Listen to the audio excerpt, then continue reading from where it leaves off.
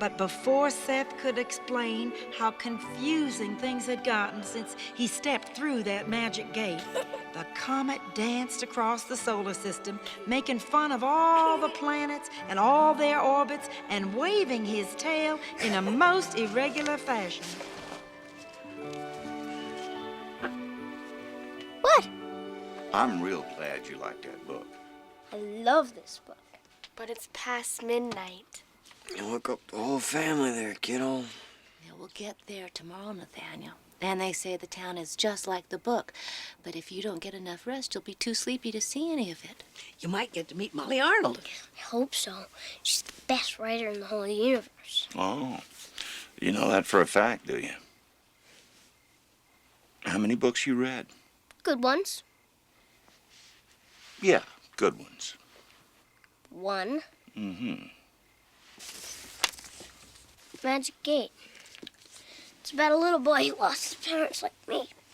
Oh, well, if it's that good, maybe you better keep it close by, okay? All right, you get some rest now. Have a big day tomorrow. Mwah.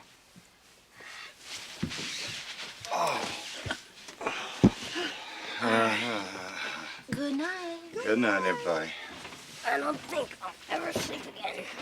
Seth just had to stay awake until the talking shears clipped the angel's wings. So he propped his eyelids open with a pair of umbrellas and dipped his feet in a cold brook.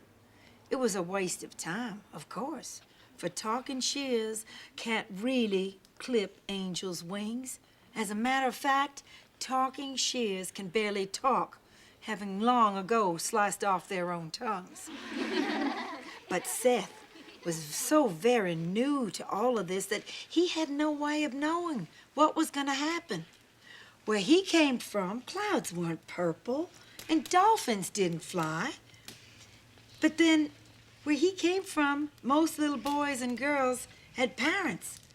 Some had 2 parents, and some had 1 parent.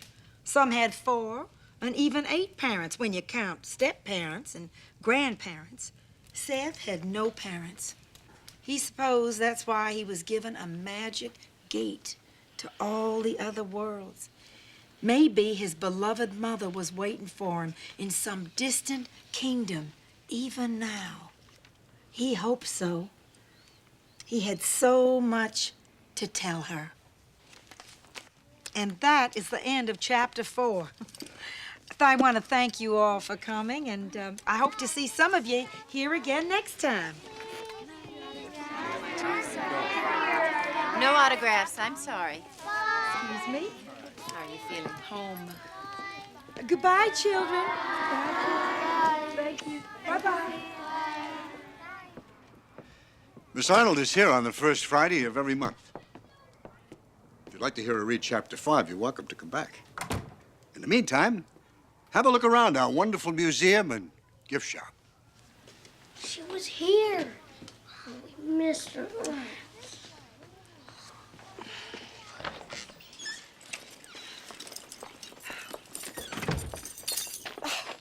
Would you like me to drive? No. Yes, all right, go. But hurry. I need to get back. Cynthia, what would I do without you? You're absolutely the best. Ever forget it. My name is Russell Green. Maybe you passed me and my family out on the highway. Maybe you were driving some fancy sports car or an old beat-up four-door. Or maybe you've had some hard times like us and you're out on the road with your house hitched up behind you and America the Beautiful up ahead. But whoever you are, you be sure to give us a wave next time you drive by, because we're your neighbors and we're all on the road together.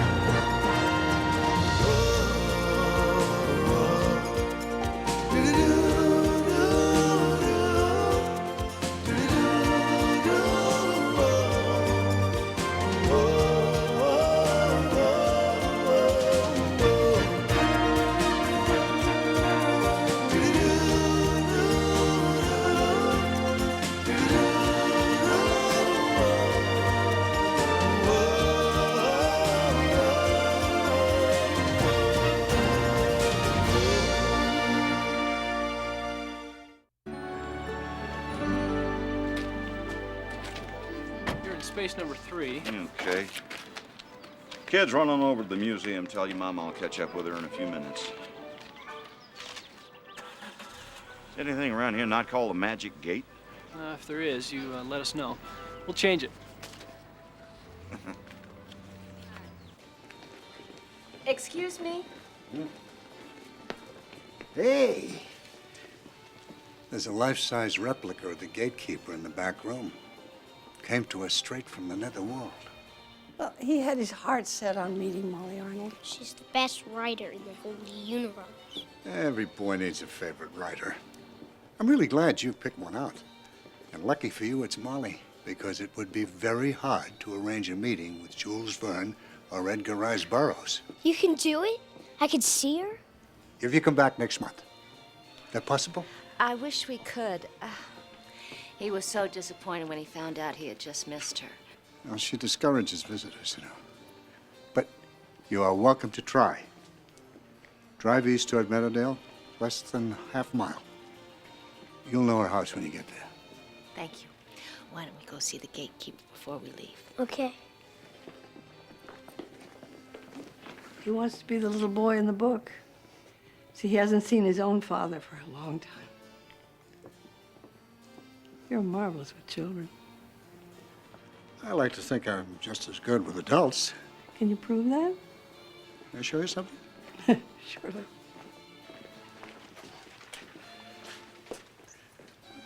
The very comb Seth's mother was wearing at the end of chapter 1, when she said goodbye to him forever. You trying to sell me that? $14.99. It's not worth $5. It's not worth 50 cents. But you'd be amazed how many people buy it. It's yours. My gift. Thank you. May not have much value, but on you, look like $1 million. That makes it very special. I better make sure the gatekeeper hasn't eaten anybody.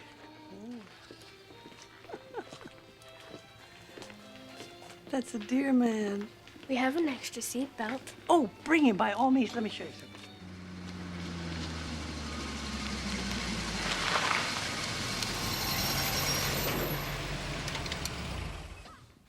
Well, what do you think?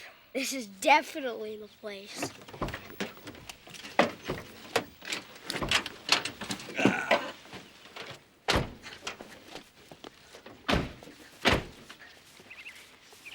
Oh, wow. Cool.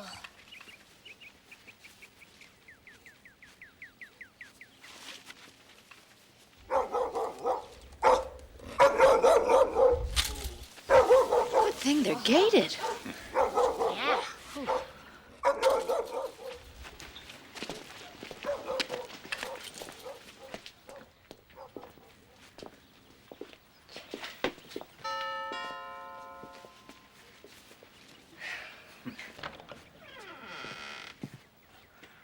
You're not Molly Arnold. Miss Arnold isn't receiving visitors right now. We've got her biggest fan right here. In the universe? It would mean so much to him.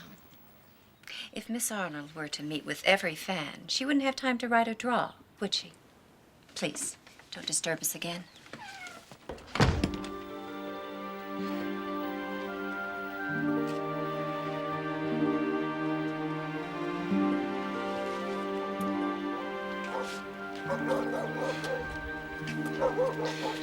It must be hard being famous, having people knock on your door day and night. You know, sometimes you try too hard to be understanding. Wait, I know who that lady was. The gatekeeper. The gatekeeper always turns people away, but there's always a way around it.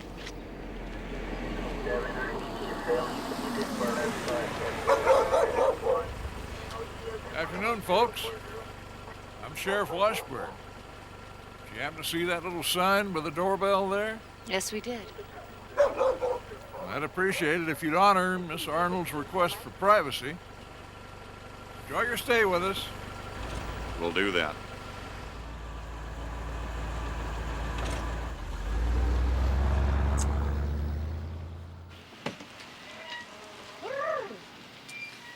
morning, Grandma.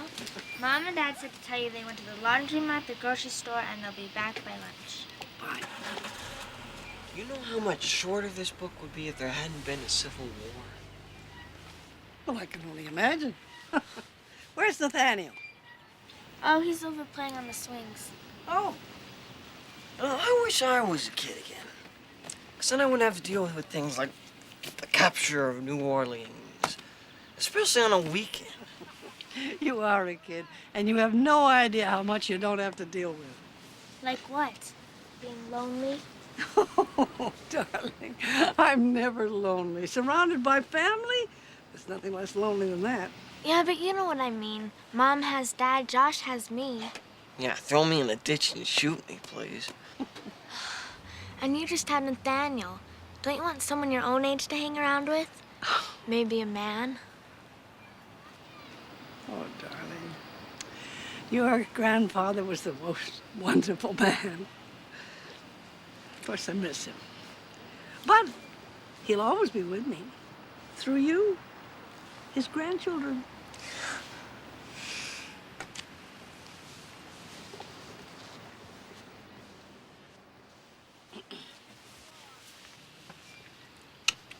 Keep your eye on that little boy. What little boy? She kissed Jack in public.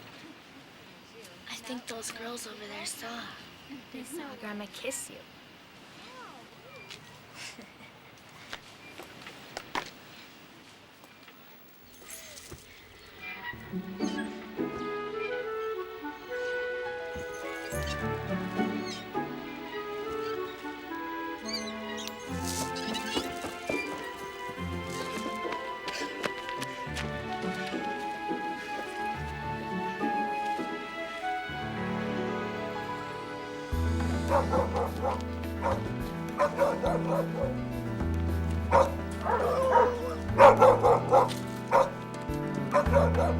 What are you barking at? Cut it out. Call me. Oh, I will. Putting my career at risk. Hope she knows that.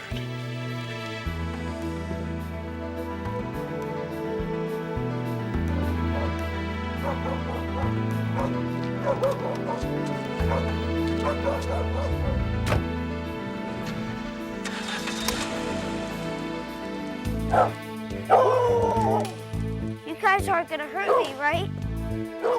I'm just a little kid. I wouldn't hurt a fly. Good girls, good girls, good girls. You guys are gatekeepers. Everybody knows gatekeepers don't hurt people. They just scare them. You're real good at that part.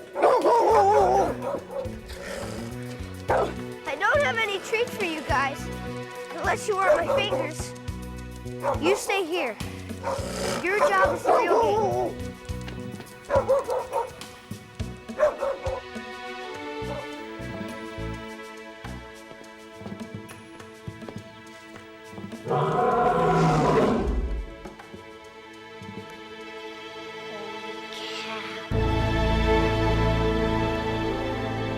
You hungry, Brutus?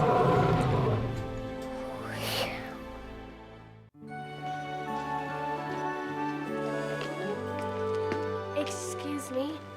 We were here yesterday with two ladies and a little boy. A little red-headed boy? Yeah. The one who was so desperate to meet Molly Armand. Yeah. You haven't seen him, have you? He kinda disappeared. Common problem in this town. All that magic gate business. Children wandering off to alternate universes. They generally wander back. Tell your mother not to worry. You are single, aren't you? Yes. But I'm very available. Come back in 20 years and we'll discuss it. Do you remember the lady you were talking to yesterday? I remember all the ladies I talked to. I don't know how to say this, but she thinks that she said she thought that she... She thinks you're a stud. Oh. Well, I've always thought of myself as more of a gentleman. A gentleman, that's what she said. What are you doing? pretty young thing like her interested in an old guy like me? Trust me, she's plenty old. You're all she's been able to talk about. Could you meet her later? You're serious? Well, there's the Magic Gate restaurant. What an unusual name. I close at 5. I could meet her, say, 5:30. I don't even know her name. Hattie Green. Hattie Green. Boy, I haven't had a blind date in years. Oh, excuse me. What'd you kick me for? You told him she was old. She is old. She's not that old. She's old enough to be our grandma. No, she's not. Okay, maybe she is. I've never known anybody that had a real life lion before. Well, little boys who sneak into other people's yards and houses, they take awful chances. Nobody's ever gotten past Sam and Max before, much less Brutus. Probably because no one's ever tried. Well, that is true. Seth was the first person to challenge the gatekeeper. Fungus, somebody's been watering them at night. Now, those dogs aren't the gatekeeper. They're dogs, and they bite. I'm the gatekeeper. Yep. She looks like the gatekeeper. I'll take him from here, Miss Arnold. You've been watering her flowers wrong. What'd you call that stuff again? Fungus. Impossible. Now, Seth's mom liked flowers. Dogs, too. Always wanted a lion. How come Seth never found his mom? Because he wasn't supposed to. He found something else. He found himself. Would have been nice if he found his mom, too. I'll call the sheriff.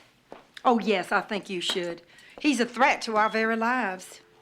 He was here yesterday with his parents. They probably put him up to this. No, that was my aunt and uncle. I don't even know where my parents are. My dad was supposed to be in some hospital somewhere, but he split. We tried looking for him, but we kind of stopped. My Uncle Russell said that we lost a scent. I don't even remember what my mom looks like, more fungus. Is there such thing as a magic gate? Oh, you bet there is. But I can't show it to you. Why not? Because I don't know your name. Nathaniel Green. Well, Nathaniel Green, come on. Come with me. This is a mistake. She doesn't like me, does she? Oh, she just worries. That's her job. Just wish she'd worry a little more about my orchids.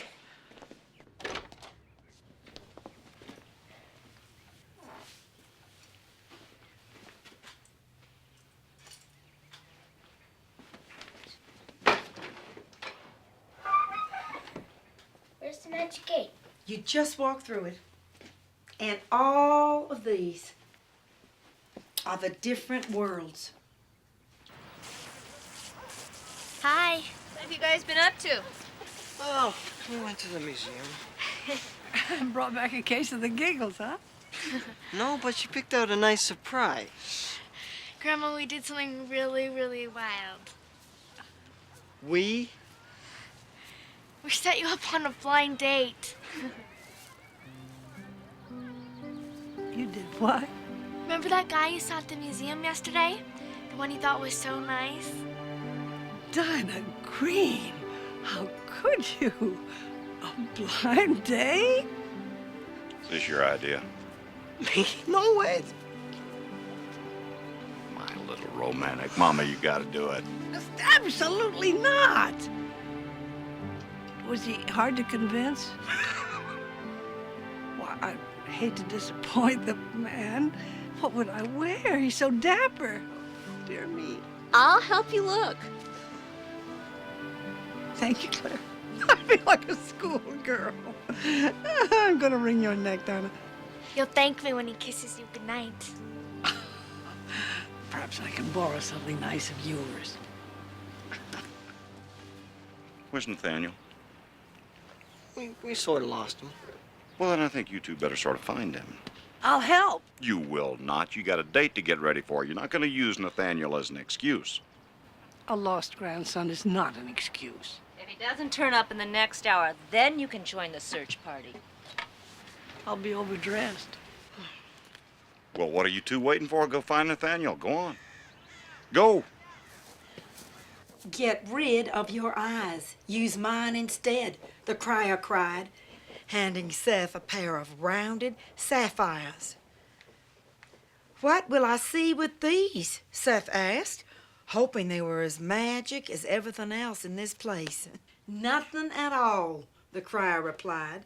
You'll be blind, but your eyes will be the bluest blue, and they'll never shed another tear again. Stop it! Stop it! Stop it! Stop it! Can't you sit still for one moment? Oh, honey, I'm sorry, sugar. I didn't mean to frighten you. It's just that I don't feel terribly well just now. You're shaky. Yeah, well. It's time for you to go now. Come on. Yes, thank you for visiting me. Come on. Yes. Get Nathaniel a treat to take with him. Some of that devil's food cake from yesterday. Bye. Wait by the front door. What's wrong with her? Wait by the door. I'll be right back.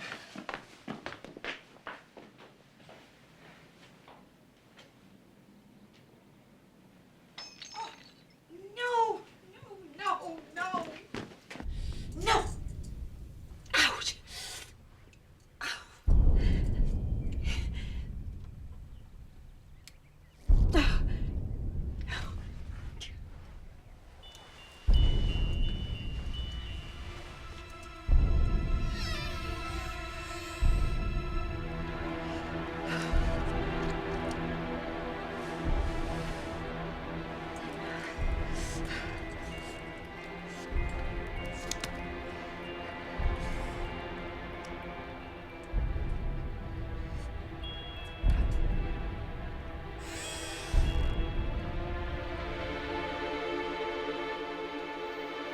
Nathaniel, this is my medicine. It's a very special medicine. I need it.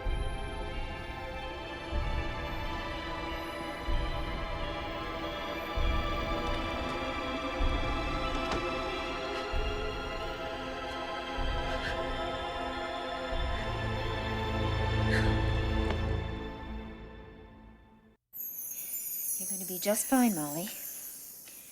Sure you are. The bleeding stopped. And I have an extra one of these. Morphine that Dr. Booth left. That's gonna make me better. Yes. That's what's making me worse.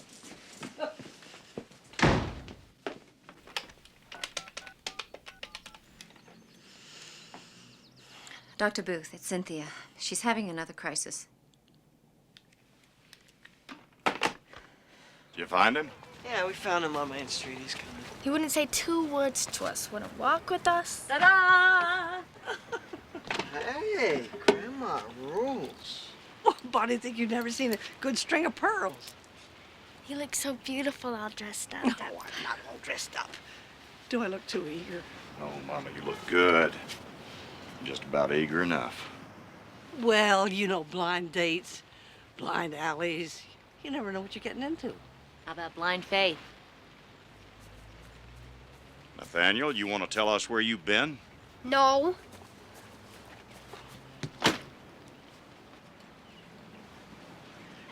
How high am I supposed to count? Gnarly up to 10. Yeah. You can't have gotten there yet. Mama, you just go on your date. I'll take care of Nathaniel. I'll come. Have a good time. We won't wait up. Well, wish me luck. Oh, you won't need it. He has a terrible crush on you. Really? Nathaniel, in this country and in this family, we believe in due process. Now, that means you, as the accused of wrongdoing, in this case taking off without permission, get the chance to tell your side of the story. That would be now.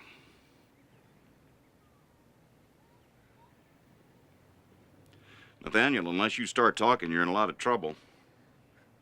I don't care. I don't care what you do to me. I hate her guts. Nathaniel, what happened to you? We need to know. No!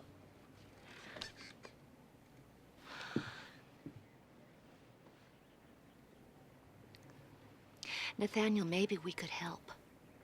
You can't help. Nobody can. She's a drug addict just like my mom. Who's a drug addict? Molly Arnold's. Who told you that?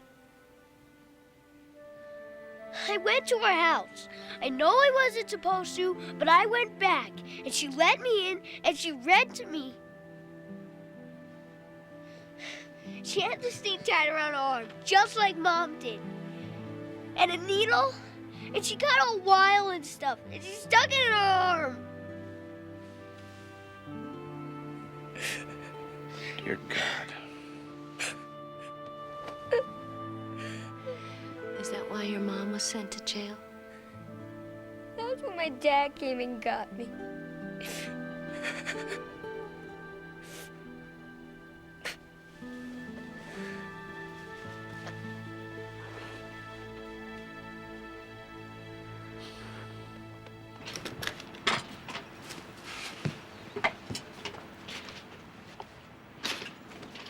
Russell.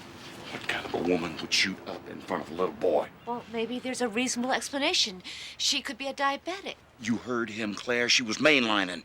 She had her arm tied off to get a vein to pop up. There's only one explanation for this, and we both know what it is. What are you gonna do? Hello, Mr. Drake. Can I get you something to drink while you're waiting? Just water. Tony's nice. Are you dining alone tonight? I hope not. A date. I have a real live date. Oh. Yeah, her name is Hattie Green. I just met her yesterday. She came into the museum with her mother. Well, let's hope she doesn't bring her mother to dinner. You won't believe this, but that's exactly what she's done. LaTonya, you better set it for 3. Hello. Good afternoon. Nice to see you again. Looking for someone? Your daughter. Oh, you thought I was bringing her? Not a chance. You know, I don't even know your name. Drake. Brian Drake. And I'm Hattie Green. Oh. Oh, well. How are you enjoying our little town? I adore it. You know, it reminds me a little of Cymraeg, California. Its theme and consistency of style. You've been to Cymraeg? It's been a few years. I lived there. Did you? When? 1966. 8 years. I was there in 1970 with my husband. I ran a shop. It was called Windswept.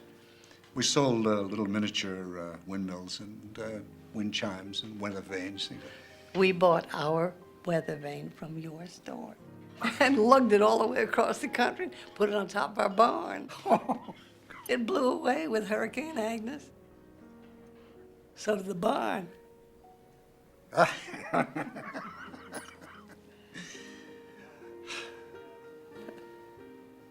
Small world, isn't it? But I don't remember you from the shop. We bought our weather vane from a girl, a pretty thing. Dark hair, dark eyes. My wife. Huh? Maybe we should have never left Solvang. Things never worked out for us after we left. Still waiting for your date? Not exactly. Oh, she decided not to come? What do I look like? Her mother, right? I mean, you said...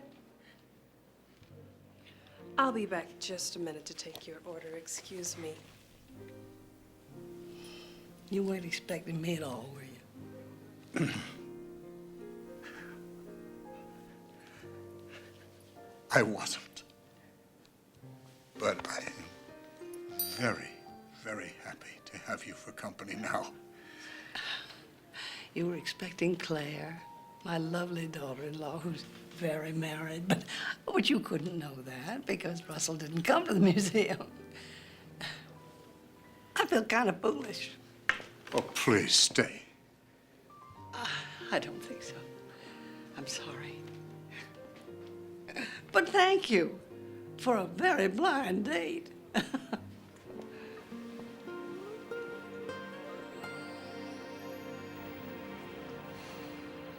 Well, Lord, maybe I'm going about this thing all wrong. I've been walking around for over an hour trying to figure out what to do.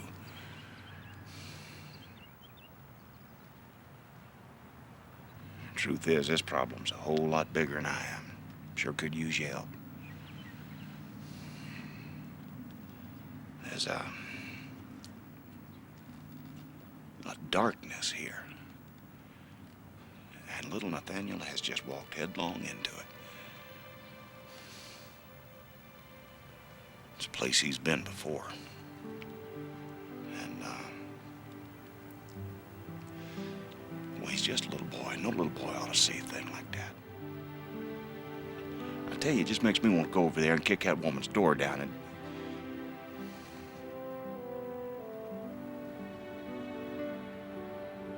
I figure you got a better way of handling it.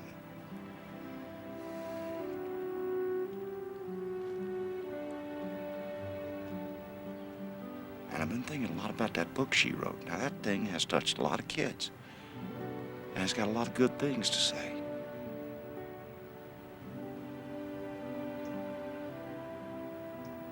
And if there's any part of the woman that wrote that book left inside of the woman that's taking those drugs, help me get to her. For Nathaniel's sake. And please, sir, bless that child. That little boy is carrying around the weight of an old man. And if there's anything I can do to help you fix that, you just call on me. I'll be there. Thank you. Amen. And I apologize for not calling on you more often. I'll do better. Got more word on it.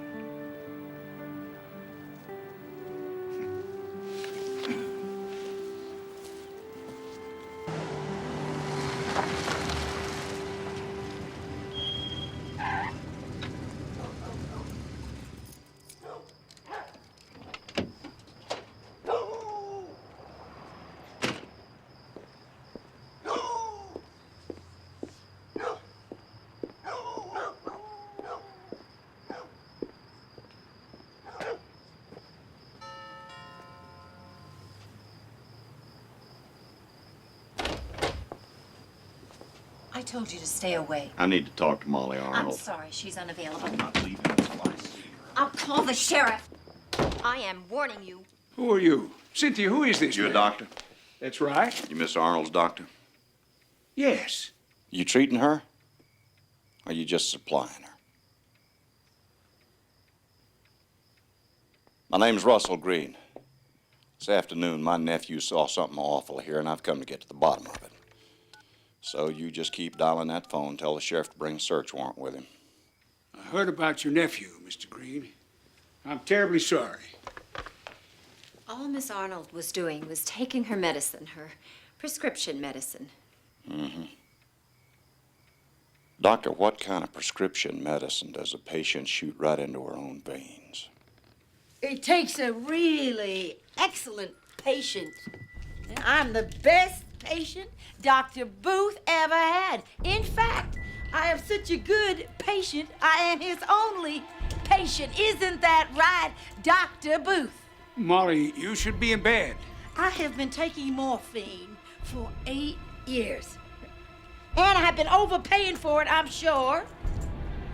I had this back surgery and the morphine took away a lot more than just the pain. Just tell him how it helps you to talk to your characters. Yes, indeed, it does help me make up all kind of stories. and excuses. Let me help you up the stairs. Oh, these pills do not work. You haven't given the methadone a chance. They are supposed to take away the urges, but they don't do anything about the memories.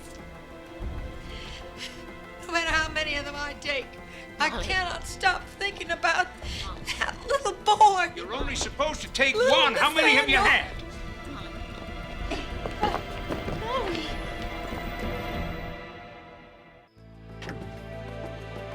Like there in the back. Take her to my clinic. Take her to the hospital. Mr. Green, she's my patient. Then get in the car and take care of her. This is Dr. Booth. Get me Sheriff Washburn. Oh, honey, thank you. How's Nathaniel? He's asleep. But he didn't want me to read to him. If that woman has harmed that little boy, he's too young to know how hard the world can be. Hattie? Anybody here know a Hattie? Hattie? Anybody That's here my know a Hattie? date. He's either come to apologize or Hattie Green? get an introduction to my daughter-in-law. Hattie? You're amazing that you can make a joke after what he did. Well, he didn't do anything. He just got quite a surprise. Hope he brings flowers. Roses okay? I know they're sort of predictable. Well, they always were. The question is, who are you going to give them to? Hattie? It's okay, I deserve it. You must be Claire. You're married to Russell, son of Hattie? Have I finally got it right? Absolutely right. I just came by to ask if you'd care to go out for some dessert. Had dessert. And how about breakfast? Why? Because I'd like to prove to you that a man can take a woman to a restaurant without spending the entire time looking around for someone else. Because I'd like to reminisce about the best Danish bakeries in Solvang. How they never heard the word margarine. Because I can't imagine a better way to start a day.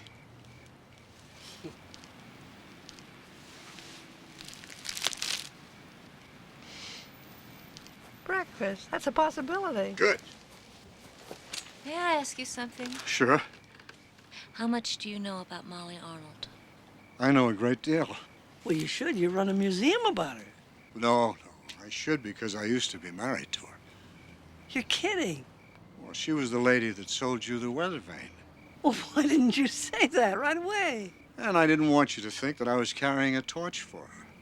A torch? You're carrying a bonfire. Mr. Drake, did you know your ex-wife was a drug addict? Dr. Lanigan. What do you got? Stewart, it's Molly Arnold. Look, this was an accidental thing. It's not a big deal. I can treat her at my clinic. It was not an accident. She's an addict and she overdosed. Let me take a look. That's not necessary. Pulse feels okay. No respiratory distress? No. Vomiting? No, just loss of consciousness. Get your hands off! Molly, it's all right. No! It's not all right! It's the Narcan. I gave her 2 milligrams to counteract the methadone. Congratulations, Booth. You just shocked her into acute withdrawal. You can't administer Narcan to an addict unless it's absolutely necessary. She is not an addict. What's going on here?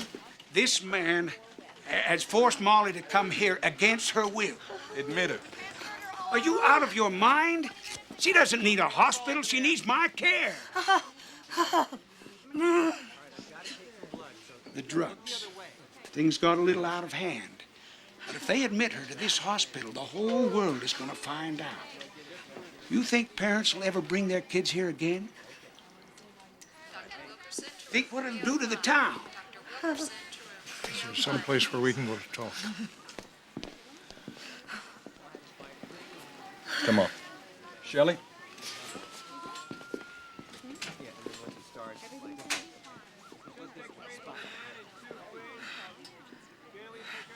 Don't you have the decency to leave her alone? Well, she's gonna ask you the same thing. Who are you? Never mind, you just try to get some rest. You're Nathaniel's father, right? Right? Nathaniel's uncle. Would you please tell him that I did not mean to hurt him or scare him? Tell him I wish that I was different. And tell him how sorry I am. You tell him that yourself by beating this thing. Oh, I've tried. I have tried. You have no idea what you're asking. I'm not the one doing the asking. Your children are. I don't have any children. I'm alone. You got more children than anybody I ever knew. Millions of them from one end of the United States to the other. I don't know if I have the strength. Well, then you borrow some. That's what God's for, isn't it? And friends. True friends. Ones that'll suffer right along with you. You can borrow some of Nathaniel's strength, too. That is the toughest little guy I ever knew. You can borrow some from me, too. Brian. Oh, Brian, I'm so sorry. Gonna be okay. What are you doing here? That's my blind date. Tell you all about it later. All right, bring an ambulance around. We're taking her to my clinic. Why? So they can make her feel good. This isn't your fight, Brian. No. It's Molly's. So why don't we let her make the decision? I'm staying here. Admit me. Yes, ma'am.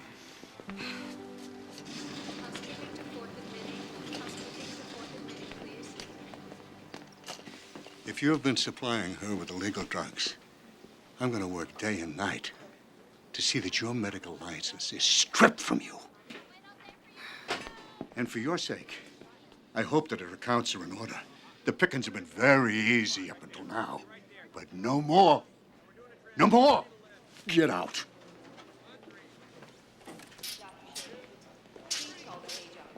You must be Russell. Yes, sir. Brian Drake.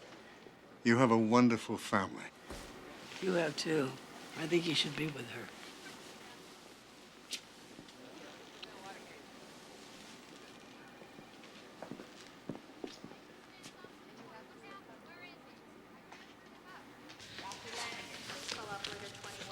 Nathaniel. Shh. I snuck in. That whole nurse's station is like a room full of gatekeepers. It was very brave of you to come here. Especially after I was so mean to you. Sorry. That's okay. You were sick. But you're gonna get better now, right? Yes. Yes, I am. I am. Well, when you do, can you do me a favor? What's that? Write another book. I like Magic 8 a lot. I've read a bazillion times. And I'll read your next one a bazillion times, too. You're my favorite author in the whole universe. Thank you, Nathaniel. You have no idea how much that means. When I'm sick, my Aunt Claire reads to me. So I'm gonna read to you. Just close your eyes and listen. His worn-out shoes were filled with terrible fat pebbles. So Sense slumped to the ground. The plains of despair were well named. Sense's heart was way too heavy for his chest. He now knew his mother was on the other side of the forbidden gate. She was with her own mother now. Sense knew that she was happy there, and he knew that she wanted him to be happy here too, but he didn't know where to begin. All of a sudden, his friend the comet made a great big loop around the purple clouds. The plains of despair are no place for a boy to rest, the comet said. Get up, get away from this place, and never look back. So Sense ran and ran and ran, until the wind in his face dried his tears, and his mother came to him in his dreams. That part always makes me feel better. Me too. More than you could ever know.